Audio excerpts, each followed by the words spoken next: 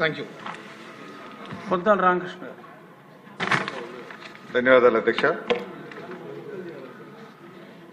Minister గారి సమాధానంలో సుమారు 1,45,000 ఎకరాలు ఇండస్ట్రియల్ పార్క్స్ కింద ఈ రాష్ట్రంలో వివిధ కేటగిరీల కింద కొంచెం రిజర్వ్ చేస్తున్నారు. మీ విప్పులు కొంచెం మాటలు తగ్గించాలి.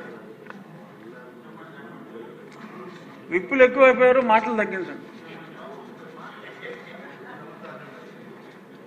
మీరు ఇచ్చిన సమాధానంలో స్పష్టంగా ఇప్పటికీ కూడా అన్డెవలప్డ్ ల్యాండ్ పార్సిల్ 20,356 ఎకరాలు ఉంది అధ్యక్ష.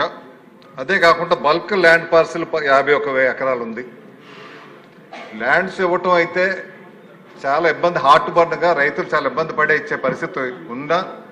ఏదో పరిశ్రమలు వస్తాయి, అభివృద్ధి అయితే వాళ్ళకు ఉద్యోగ అవకాశాలు వస్తాయని చెప్పి వాళ్ళు భూములు ఇవ్వడానికి ముందుకు వచ్చినప్పుడు తీసుకున్నటువంటి భూమి ఉపయోగం లేకుండా ఉంటే మటుకు అది మంచిది కాదు అధ్యక్ష. దీని మీద ల్యాండ్ ఆడిట్ చేయాల్సినటువంటి అవసరం ఉంది.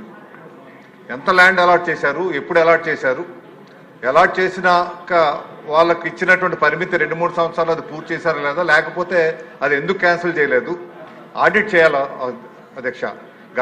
గత ప్రభుత్వంలో ఇటువంటిదే చాలా లార్జ్ స్కేల్లో అక్రమాలు జరిగాయి అధ్యక్ష. మీకు ఉదాహరణకు ఒక లేపాక్షి మీకు ఐడియా ఉంటుంది, ఇండస్ట్రియల్ కారిడార్లో సుమారు 10,000 ఎకరాలు, 9,000 నుంచి 10,000 ఎకరాలు కేటాయించి దాని మీద రుణాలు తీసుకొని అక్కడ ఏ పరిశ్రమలు పెట్టకుండా మళ్ళీ బ్యాంక్ ఆక్షన్కి అయితే అవి ఆక్షన్లో 500 కోట్లు తీసుకొని ఈ 1,000 కోట్ల ప్రాపర్టీని వాళ్ళు దారాదత్తం చేసుకునేటువంటి పరిస్థితి వెళ్ళింది అధ్యక్ష. తర్వాత సబ్సిక్వెంట్గా గవర్నమెంట్ ఏదో నిర్ణయాలు తీసుకొని అవి రద్దు చేసే కార్యక్రమం చేసినట్టుంది, అదేమిటో తెలియదు కానీ బట్ అటువంటివి జరగకుండా చూడాల్సినటువంటి అవసరం ఎంతైనా ఉంది అధ్యక్ష.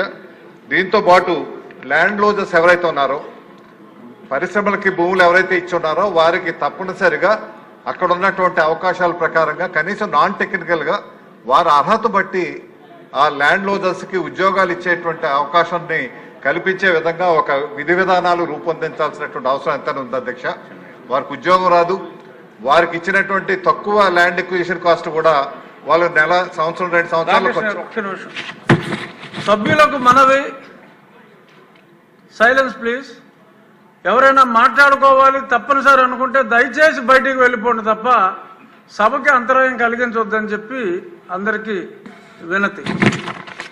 అర్థం చేసుకోండి దయచేసి.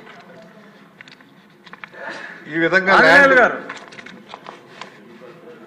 మీ విప్స్ సమావేశం ఉంటే సభకు ముందే మీరు సమావేశం అయితే మంచిది, కానీ సభను కంట్రోల్ చేయడానికి విప్పులను కంట్రోల్ చేయడం ఇబ్బందిగా ఉంది. కంటిన్యూ చేయండి సార్. సభను కంట్రోల్ కానీ విప్పులు కంట్రోల్ చేయడానికి అధ్యక్షులు వారు. అదేవిధంగా ఏదైతే ఈ భూములు ఇచ్చి సర్వస్వం కోల్పోయినటువంటి భూ యజమానులు ఎవరైతే ఉన్నారో వారు పూర్తిగా నష్టపోతున్నారు అధ్యక్ష. వారు ముందే కోట్లాది రూపాయలు ల్యాండ్ కాస్ట్ పెరుగుతుంది, కానీ వారికి అందులో కనీసం ఒక ఉద్యోగ అవకాశం, ఎటువంటి ఉద్యోగ అవకాశాలు కూడా లేనటువంటి పరిస్థితి ఏర్పడ్డది అధ్యక్ష.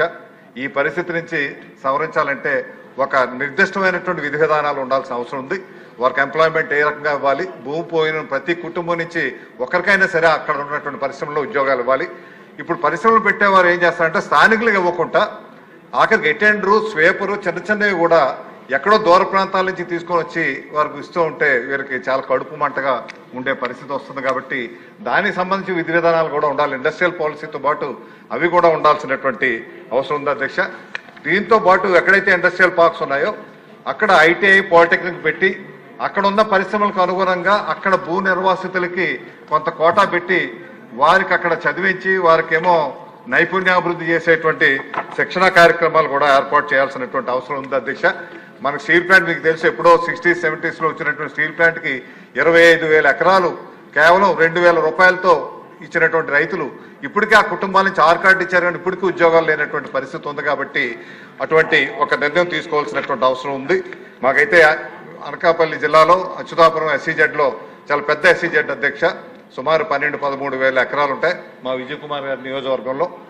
కానీ అక్కడ కూడా భూ నిర్వాసితులకి ఉద్యోగ అవకాశాలు లేనటువంటి పరిస్థితులు ఉన్నాయి అధ్యక్ష. కొత్తగా వచ్చేటువంటి నక్కపల్లిలో కానీ అందువల్ల వాళ్ళకి ఎంప్లాయ్మెంట్ జనరేషన్, వారి స్కిల్ ఇంప్రూవ్మెంట్ ప్రత్యేకమైనటువంటి శ్రద్ధ తీసుకొని గవర్నమెంట్ ప్రోగ్రామ్స్ ఎట్టాగా ఉన్నాయి, ఈ ప్రోగ్రామ్స్ వారికి ప్రత్యేకంగా వారికి రిజర్వేషన్ ఇచ్చి వారికి చేయాల్సినటువంటి అవసరం ఎంతైనా ఉందనేసి కోరుకుంటూ మన ఇండస్ట్రియల్ పాలసీలో మనకి నెల్లూరులో ఎట్టాగైతే ఇండస్ట్రియల్ క్లస్టర్ అటు చెన్నైకి దగ్గరగా ఉంటుందని పెట్టాము. శ్రీ సిటీ చాలా వెల్మింగ్ రెస్పాన్స్ వచ్చి చాలా సక్సెస్ఫుల్గా నడుస్తున్నటువంటి పరిశ్రమ అధ్యక్ష. అదేవిధంగా మీకు అనంతపూర్లో కూడా కారిడార్, డిఫెన్స్ కారిడార్ అని, ఎలక్ట్రానిక్ కారిడార్ అని, డ్రోన్ కారిడార్ అని వివిధ రకాలుగా అభివృద్ధి చేయాలని ఎట్టా అనుకుంటున్నారు. అదేవిధంగా శ్రీకాకుళం మీకు భువనేశ్వర్ దగ్గరగా ఉంది కాబట్టి శ్రీకాకుళంలో కూడా అటువంటి మంచి ఇండస్ట్రియల్ కారిడార్ ఏర్పాటు చేసేటువంటి అవకాశం ఉంది అధ్యక్ష. అటువంటి కార్యక్రమాలు కూడా చేయాల్సిందిగా కోరుతూ, మరొకటి ముఖ్యంగా మనకి అనకాపల్లి నియోజకవర్గంలో, అనకాపల్లి జిల్లాలో కోడూరులో కానీ ఒకటి రాజుపాలెం ఇండస్ట్రియల్ పార్క్స్ ఉన్న అధ్యక్ష. వాస్తవానికి అయితే మంత్రి గారు చెప్పింది 59 ఎకరాలున్నారు కోడూరు, కానీ వాస్తవానికి అక్కడ 400 ఎకరాలు ఉంది అధ్యక్ష. ఇంకా ఉపయోగించుకుంటా ఎక్వైర్ చేసి ఉన్నది. అదేవిధంగా రాజుపాలెం వల్లూరు దగ్గర కూడా సుమారు 300-400 ఎకరాలు ఉంటుంది అధ్యక్ష.